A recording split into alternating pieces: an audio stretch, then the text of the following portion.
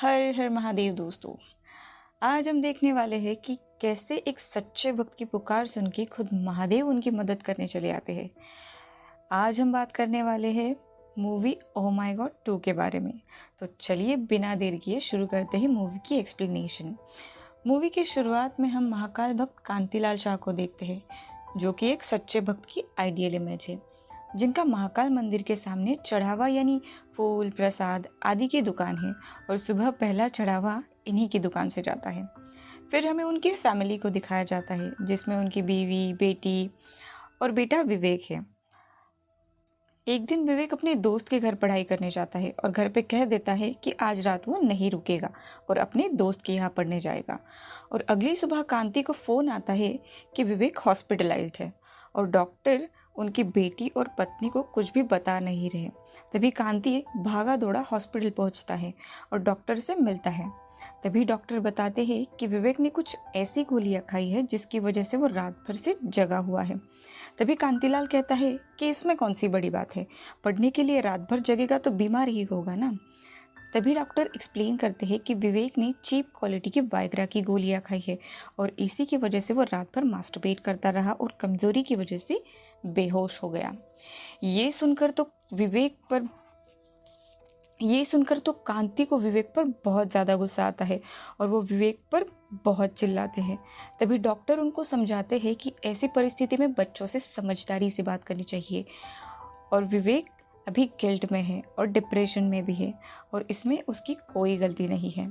सही से sex education ना होने की वजह से और क्यूरियोसिटी की वजह से बच्चे ये सब करते हैं और कुछ बच्चे तो गिल्ट में आकर सुसाइड भी कर लेते हैं।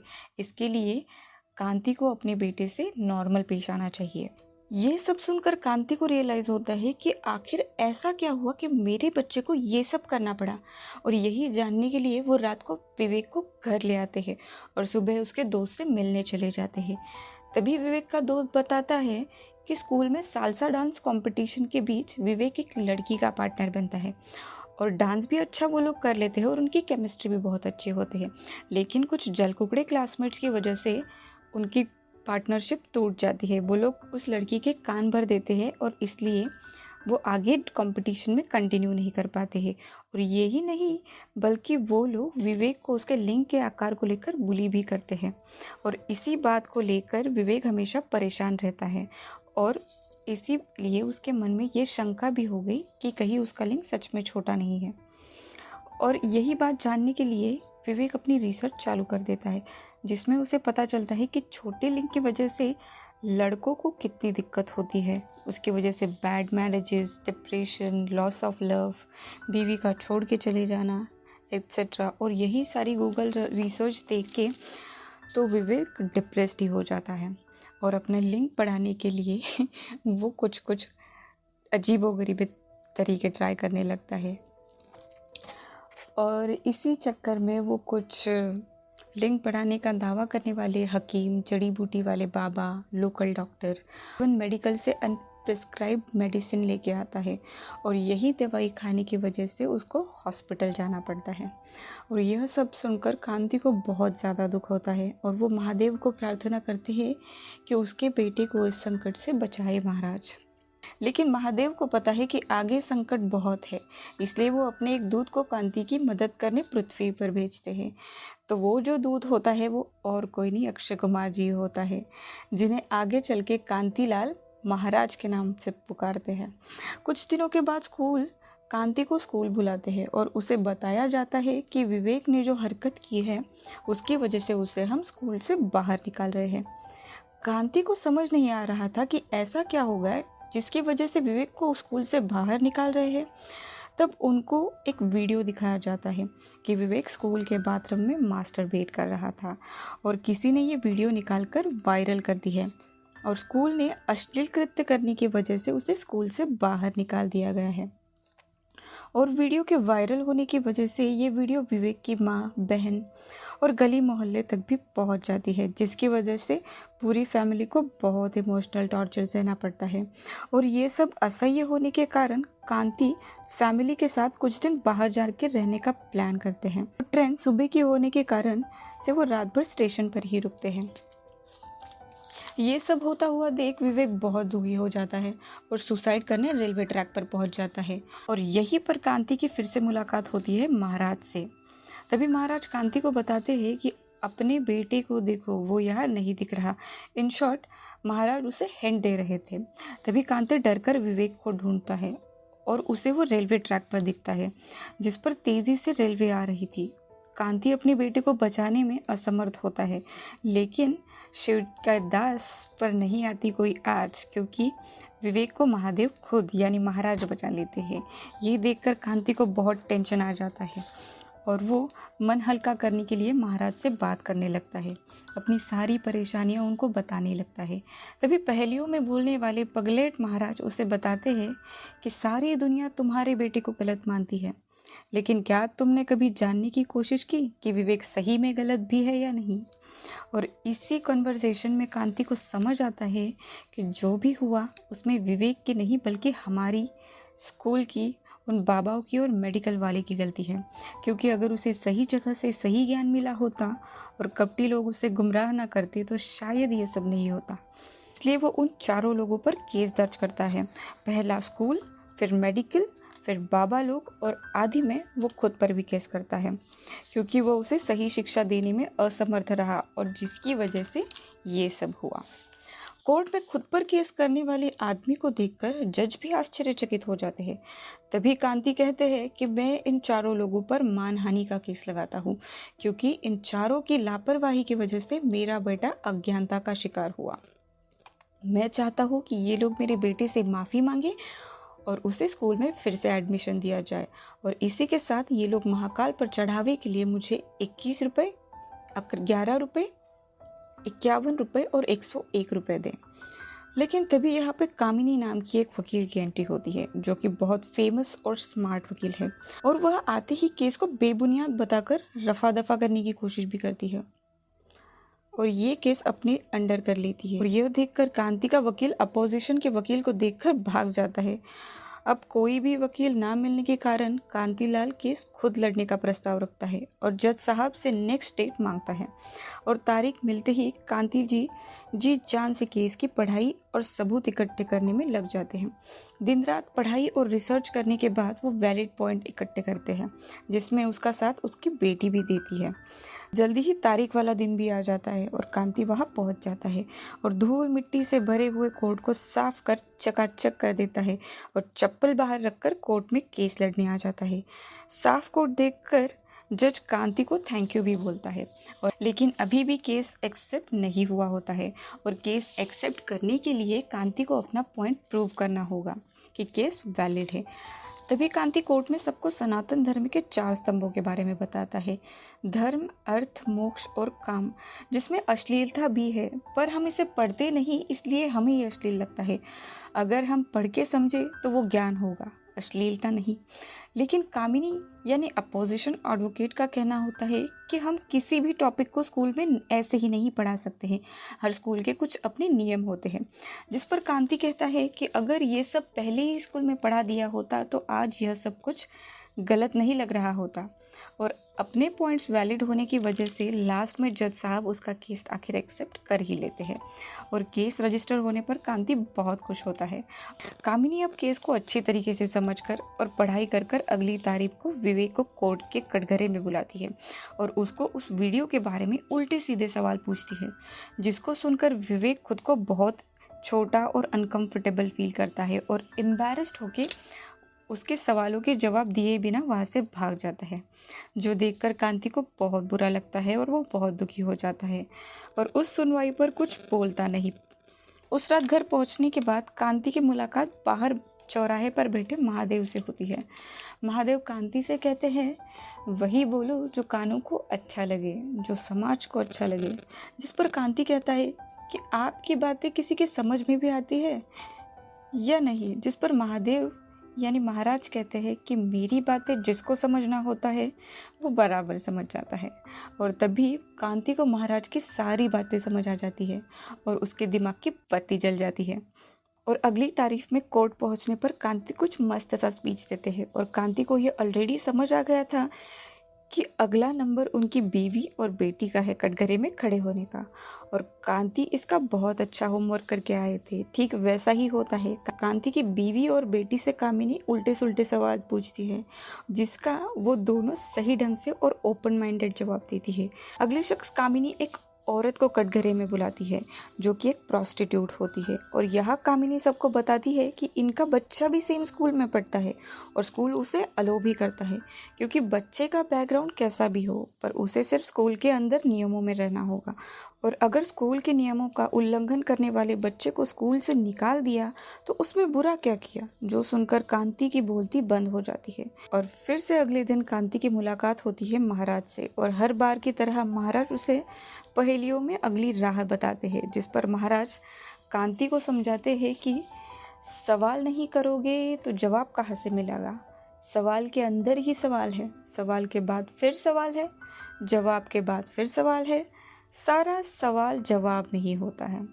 तो मुझे तो समझ नहीं ये बात मुझे तो समझ नहीं आई, पर कांतिलाल को अच्छी तरीके से समझ आ गई थी। कांति को समझ आ जाता है कि अब उसे बहुत सारे सवाल जवाब करने हैं, और अब कांति उसी प्रोस्टिट्यूट को कटघरे में बुला के उससे सवाल करता है कुछ सेक्स पोजीशंस और आने वाले मर्दों के स्वभाव और हरकतों के बारे में, जिस पर वो औरत कहती है कि कुछ मर्द अपनी भूख मिटाने आते हैं, कुछ नोचने के लिए आते हैं, तो कुछ कर नहीं पाते इसके लिए रोने के लिए आते हैं। जिस पे कांति कहता है कि अगर उन मर्दों को औरत के शरीर और मन के बारे में सिखाया गया होता तो क्या वह आपके साथ ऐसा व्यवहार करते। जिस पर वो औरत नहीं बोलकर अपनी सहमति जताती है, और कांति की बात को से प्रभावित हो जाती है। और लास्ट में कांति उनसे पूछता है कि आप अपने बेटे को कहाँ देखना चाहेंगी, उन अज्ञानी लोगों की भीड़ में जो आपके पास आते हैं, या उन पढ़े लिखे एजुकेटेड काम शास्त्र के जानकार जो अपनी प्रेमिका पत्नी के मन और शरीर को समझ पाते हैं और उसका सम्मान भी करते हैं। जिस पर वह औरत कांति की बातों को वैलिड मानती है और वहाँ से जाने लगती है। तभी कांति उन्हें हाथ जोड़कर झुककर प्रणाम करता है। तभी जज कांति से पूछता है कि तुमने उस औरत को प्रणाम क्यों किया। तो कांति प्रत्युत्तर देते हुए कहता है कि वह एक ऐसी माँ को प्रणाम कर रहा है कि जो अपने बच्चे को पढ़ाने के लिए अपना सब कुछ दांव पर लगा रही है, जिससे सभी प्रभावित हो जाते हैं और घूम फिर के बात स्कूल की गलती पर ही आ जाती है कि अगर स्कूल में आज सही ज्ञान सही वक्त पर दिया गया होता तो मेरे बेटे का ये हाल नहीं होता। जिस पे कामिनी कहती है कि स्कूल में सेक्स एजुकेशन पढ़ाने का कोई सही तरीका नहीं है, अगर आपके पास है तो आप बताइए, लेकिन किसी के पास कोई तरीका नहीं होता।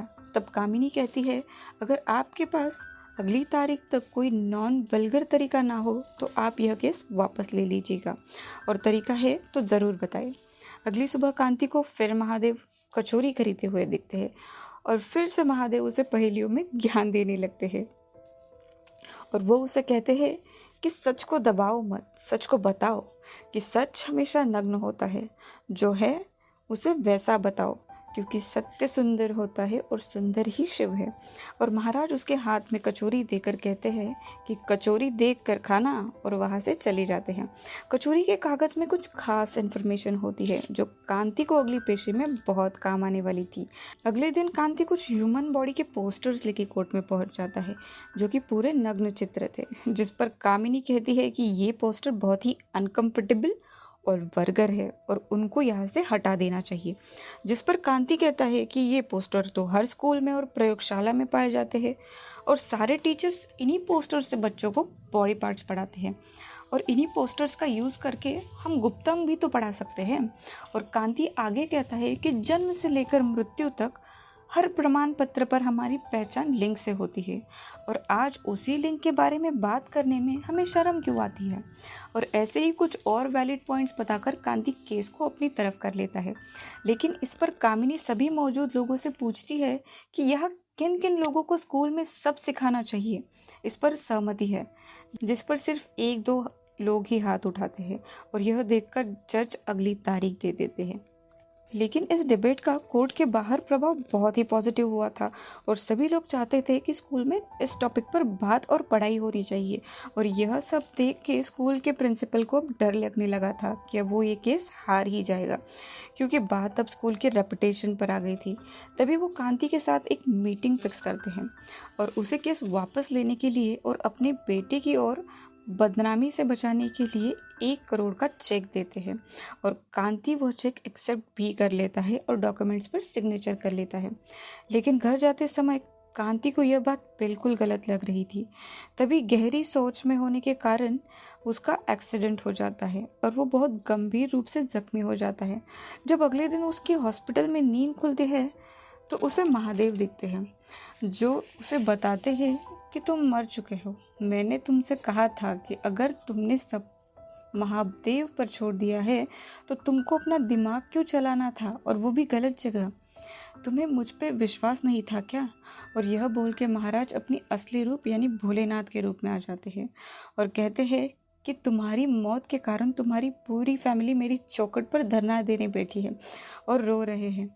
तुमने जो भी किया उसका बहुत गलत असर पड़ा है लोगों पर, लेकिन मैं तुम्हें अपनी गलती सुधारने का एक मौका देता हूँ, क्योंकि आज केस की लास्ट सुनवाई है। जो सुनकर कांति बहुत रोता है और महादेव के चरण पकड़ के उनसे माफ़ी मांगता है। और फिर महाराज उसे अपनी टार्जन द वंडर कार में बैठ के फटाक से कोर्ट पहुंचा देते हैं और आशीर्वाद देते हुए कहते हैं, रख विश्वास तू है शिव के पास।